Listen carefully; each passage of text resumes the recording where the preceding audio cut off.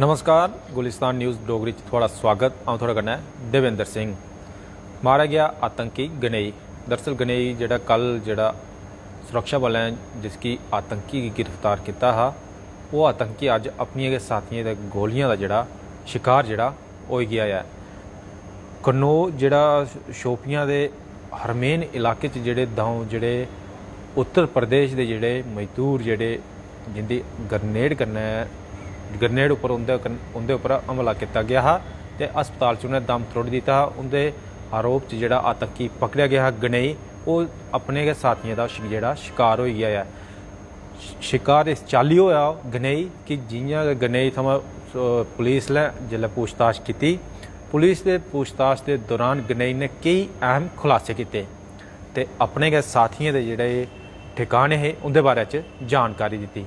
उस आधार पर सुरक्षा बलें अभियान चलाया तो शोपियां के नौगाम इलाके जिसलै ये अभियान सुरक्षा बलें पास चलाया गया तो उस दौरान जिथे आतंकी छप्पे दे है गनेई की, उस दौरान आतंकी जोड़े वो गनेई के साथी है उन्हें गोलाबारी की तो वह मारिया गया।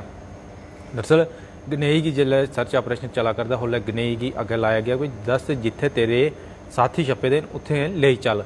जियां गै वो छप्पे दे आतंकी जिसलै नौगाम इलाके च इसकी सुरक्षा बलें की दिखा तो गनेई सुरक्षा बलें के अगे चला करता हा, उन्हें फायरिंग खोली दी। उस दौरान जड़ा गनेई की गोलियां लगियां तो वह मारिया गया। जड़ा आरोपी जड़ा पकड़ा गया हा गनेई आतंकी जड़ा 2 मजदूरों के हत्या का वो उपर जड़ा आरोप है वो गनेई जड़ा मारिया गया। बाकी जेडे आतंकी उत्थे छप्पे दे है उनकी जी पकड़ने की जड़ा सुरक्षा बलें पास उत्थे जड़ा अभियान जड़ा चलाया गया है। ये जी बड़ी खबर जी सामने आई है।